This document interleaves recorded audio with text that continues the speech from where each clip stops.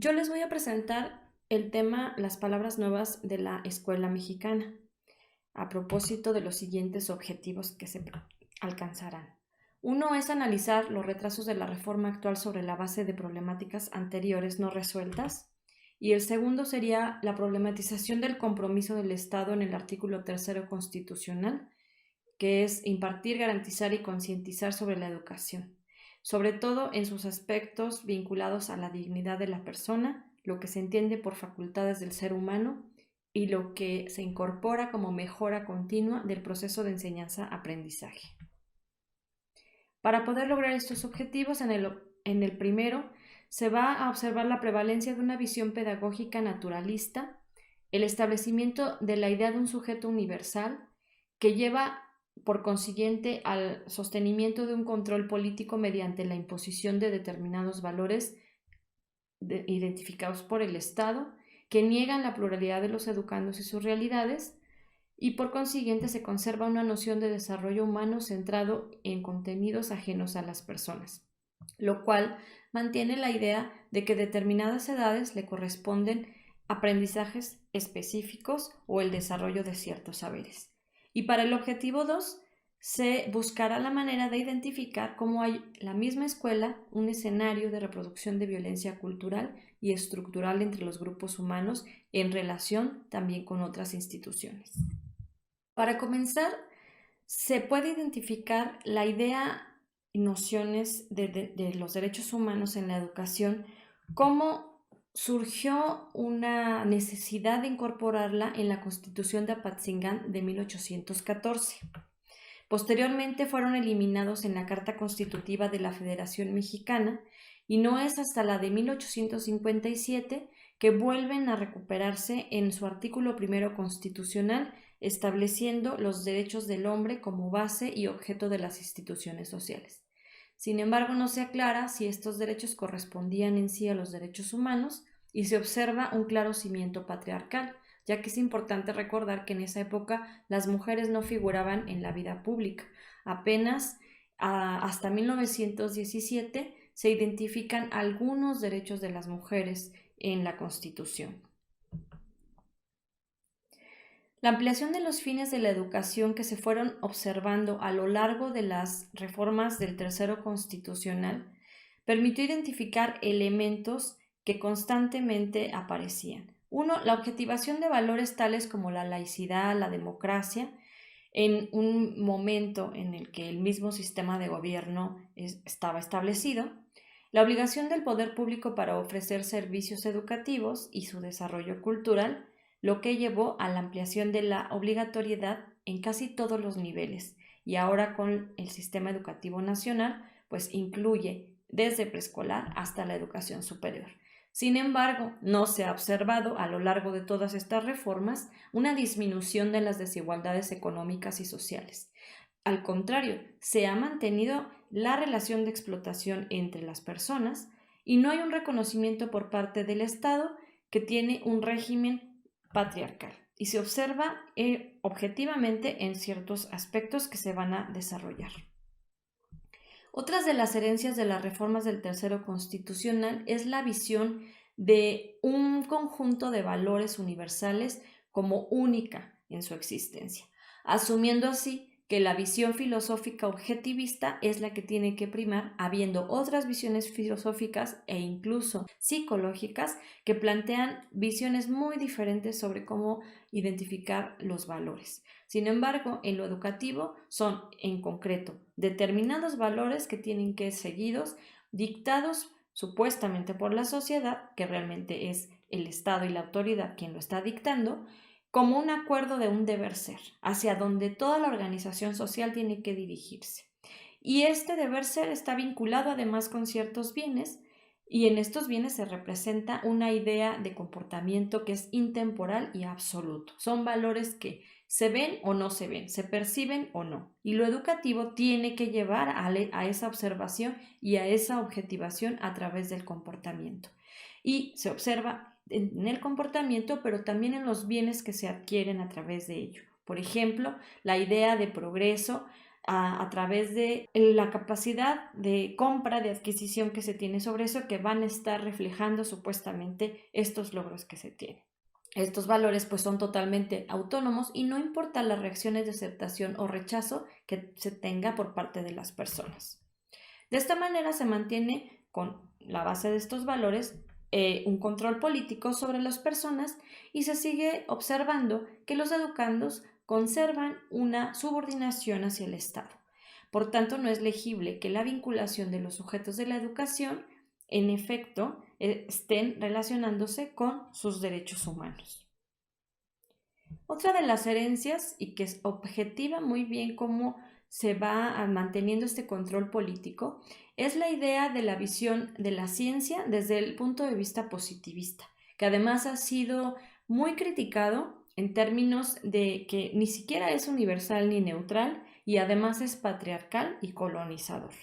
Se mantiene también una visión pedagógica naturalista, esencialista y discriminatoria, en la que se atribuye al ser humano supuestamente ciertas características que le resultan naturales por su edad, su sexo, etnia o clase. Un ejemplo muy concreto de eso es el mantenimiento de las escuelas graduadas, que a determinadas edades supuestamente se aprenden ciertas cuestiones por madurez, basadas en una visión en la que se ha interpretado alguna de las teorías psicológicas, desconociendo así otras fuentes que puedan existir, o también otros mecanismos como los dispositivos que crean y recrean estereotipos de género binarios, desde el utilizar uniforme para niños y para niñas de determinadas características, ya está estableciendo un orden social. Se plantea entonces así a un alumnado que debe ser un sujeto universal que se va formando en la reproducción de esos valores, manteniéndose la idea de una escuela tradicional en la que, lejos de construir, suceden procesos de transmisión de conocimiento, donde el propósito es educar para el logro de los objetivos del Estado nacionalista. Y los conocimientos y valores son verdades acabadas que están disociadas de las realidades y la pluralidad del alumnado. De esta manera, el proceso de enseñanza sigue siendo el de transmisión autoritaria y paternalista de los contenidos y por consiguiente recrea en el alumnado y su proceso de aprendizaje su obediencia y la dependencia cognitiva hacia este profesorado. Esto crea afectaciones al Estado de Derecho.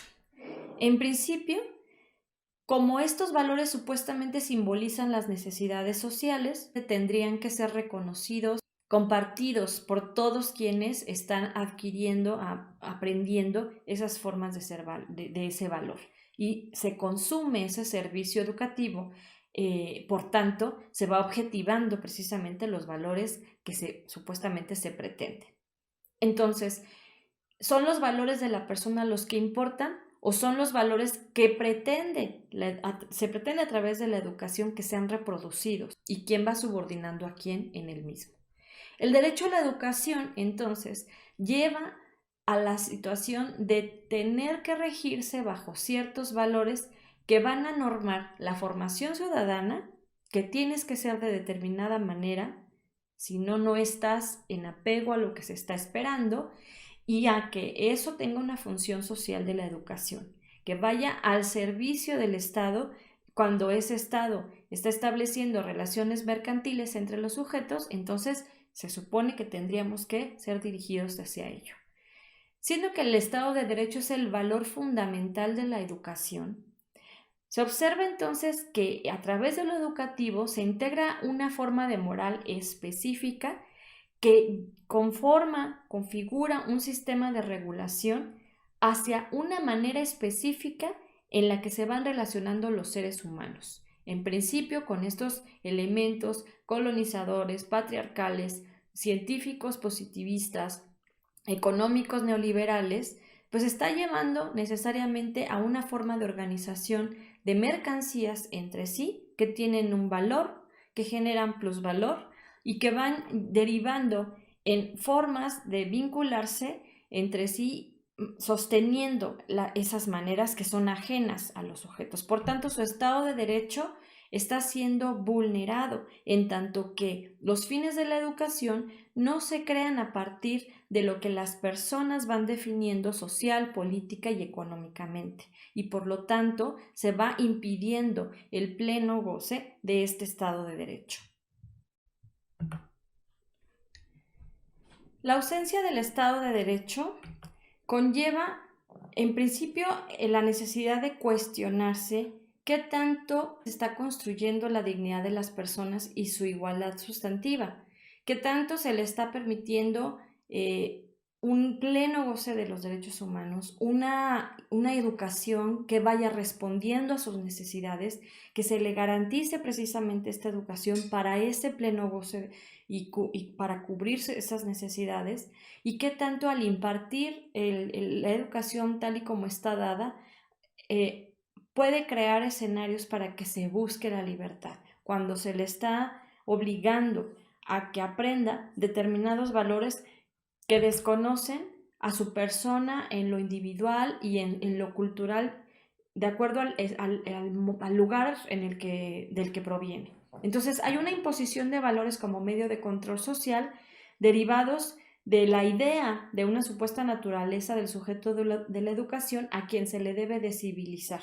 Se implanta entonces una idea de sujeto universal y se niega la pluralidad de valores derivados de las cosmovisiones de los pueblos, manteniéndose así una dominación entre personas mediante el acto educativo a través de cuestiones objetivadas en comportamientos concretos que están asociados a la escuela, como el perseguir los objetivos educativos a través de las tareas, el contexto en el que suceden estas interacciones, la forma en la que se van regulando ciertas características de personalidad para alinearlas a determinadas maneras de ser, para que se vayan organizando socialmente las personas de acuerdo a lo que pretenden las autoridades y no quiénes son y dónde están estas personas. Por tanto, este es el escenario propicio para el desarrollo de procesos de infrahumanización, que son procesos discriminatorios, y la discriminación, de acuerdo con Galtung, es la base de la violencia. Esta ausencia del Estado de Derecho puede también llevar al cuestionamiento del enfoque de derechos humanos en términos de la igualdad sustantiva y el humanismo que supuestamente tiene, en tanto que implica el respeto a la dignidad y la cultura para la paz. En esta nueva escuela mexicana se pretende llevar la cultura para la paz a través del Programa Nacional de Convivencia Escolar, que tiene el propósito de prevenir y formar en contra, supuestamente, de la discriminación y el acoso escolar. Busca el desarrollo de habilidades socioemocionales sin la evidencia de que el impacto que tiene su desarrollo en el aprendizaje sea veraz.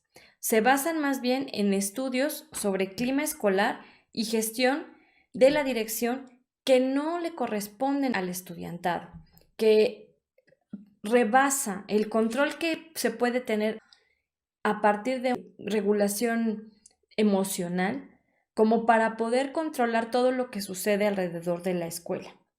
Lo que se pretende es que la persona pueda integrarse en una cultura para la paz a partir del aprendizaje de determinadas cuestiones con un presupuesto ínfimo de 10,000 pesos, lo cual puede constituir una violencia económica. El trabajo que las personas dentro de la escuela tendrían que desarrollar no tiene capacitaciones, ellos mismos tienen que buscar su capacitación y además capacitar a otros también para la implementación, pero también para el diagnóstico. Depende de la voluntad y hasta la geografía, ya que debe de ser de lugares que estén localizados en territorios violentos, que de por sí son territorios sometidos al estigma de la violencia. Vamos a ver aquí un ejemplo de uno de los materiales didácticos que se utiliza para la implementación de este programa.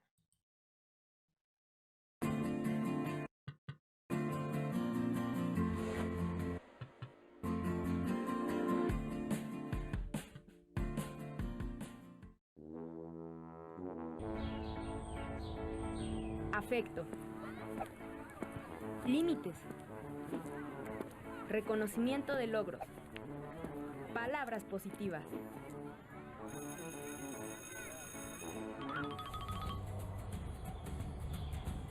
Confianza. Explicar. Congruencia.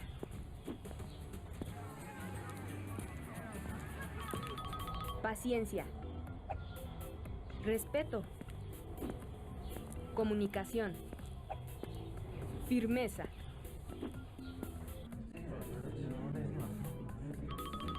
Integridad. Alegría. Seguridad. Optimismo. Autoestima.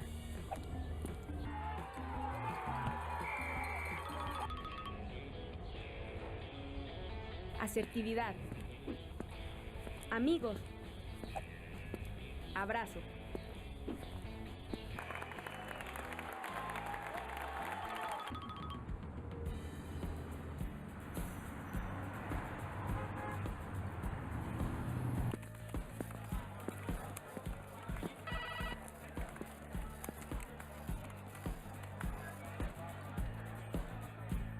Esa mochila brindará a tus hijas e hijos herramientas para ser optimistas y exitosos.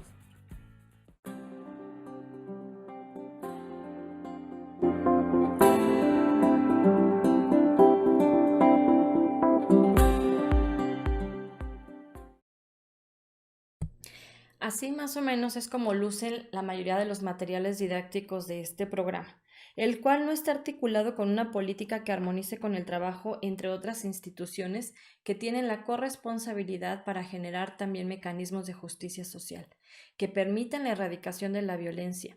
Al contrario, son ellas mismas las que sostienen la violencia estructural y social. De esta manera, se va dejando la noción de una escuela como si fuera un refugio de infantes perpetuos. Si consideramos que en latín infancia es infari, que es precisamente la imposibilidad de poder hablar, vemos que estos infantes perpetuos que no hablan son guiados por el Estado Padre, de una manera en la que se va perpetuando la idea de un sujeto universal al que se le imponen valores que no necesariamente comparte, pero tampoco tendría la manera de poder expresar que es así. Se responsabiliza entonces al alumnado y se busca la regulación de sus emociones psicológicas. Se presupone que la violencia es un problema de ignorancia y de relaciones sociales, en donde la vida pública y privada se van comprometiendo porque en los espacios públicos se busca la manera en que la vida privada se vaya trastocando. La psicología de la paz asume que un sujeto es violento porque le falta conocimiento o capacitación. Por lo tanto, debe capacitarse, aprendiendo emociones positivas, valores, habilidades socioemocionales, para lograr supuestamente estas habilidades con el propósito de que se adapte a una estructura social que es violenta, racista, patriarcal, en resumen, discriminatoria. Entonces esta parece una política de la sujetación y el mutismo, como ya lo decía Freire. Por tanto, el Programa Nacional de Convivencia Escolar, junto con otros semejantes, pareciera más bien un manual para ser explotado con éxito de una forma aparentemente no violenta, con tal de ser optimista y exitoso. Este contexto de violencia que no se encara pretende establecer una cultura de paz, que desde otras lógicas es una paz negativa, el tratar siempre de evadir un problema fundamental y que esto impide el desarrollo y el bienestar de las personas. Muestra una clara desvinculación de los artículos 1 y 3 constitucional. En primera instancia, porque no todas tienen procesos educativos formales y la aplicación solo sucede en escuelas que voluntariamente quieran participar. Y la formación ciudadana, de acuerdo con el artículo 3, es una tarea social. Todo mundo se tiene que implicar, todo mundo es corresponsable, sobre todo si descansa en el primero en relación al respeto, protección y garantía de los derechos humanos. En todas las interacciones de la comunidad política se desarrollan las personas como sujetos de derecho, no específicamente solo en las escuelas. Un sujeto de derecho no se forma o describe a partir de o solamente por contar con habilidades socioafectivas. Independientemente de que se posean o no, se tienen derechos humanos. Por tanto, vemos que la implementación de este programa es un retroceso, pues solo se queda en la dimensión formativa individual y esta tarea social de la formación ciudadana queda trastocada. No hay evidencia de que su implementación se fundamente en la comprensión del fenómeno de la violencia. La única manera en la que se ha valorado este programa es por mecanismos administrativos que muestran cierto cumplimiento, pero solamente en cuanto a si se han trabajado talleres, si se ha llevado a número determinado de escuelas, si se ha llevado a número determinado de profesores, pero en realidad no se ha observado que haya un efecto, y de todas maneras es cuestionable el entrenamiento en estas habilidades que se está teniendo a las personas, en tanto que la violencia persiste como parte de las omisiones que ha cometido el Estado. De esta manera, la cultura para la paz queda así en una expresión sin sustancia. La obligatoriedad de todos los niveles educativos no ha garantizado el pleno goce de los derechos humanos. Entre las razones se encuentran deudas acumuladas con cada reforma educativa. Las desigualdades sociales se fueron agravando conforme los fines educativos se fueron incrementando. Parte de los problemas se mantiene porque el desarrollo de la educación implica la adhesión a valores determinados que niegan la pluralidad humana, las distintas formas de concebir los valores y otras formas de hacer psicología y otras corrientes pedagógicas más cercanas a la vida de los sujetos de aprendizaje. Pero la mayor parte del impedimento de su resolución radica en que el Estado no asume que es el principal generador de problemas de violencia estructural y cultural en los que se sostiene la violencia directa, y mucho menos acata la responsabilidad de que sobre ellos ha existido una política de la sujetación y mutismo que no encara ni aprende del conflicto, entorpeciendo así la construcción de la cultura de la paz que dice perseguir. Mientras las decisiones sobre lo educativo sean administrativas e ideológicas, pero no educativas, lo nuevo de las reformas y la escuela solo serán las palabras. Por eso te invito a que tomemos la educación en nuestras manos. Cada viernes te invitamos a las reuniones de educación en nuestras manos en la dirección electrónica https://met.jit.si/educación en nuestras manos. Recuerda, cada viernes a las 19 horas. Muchas gracias por tu atención.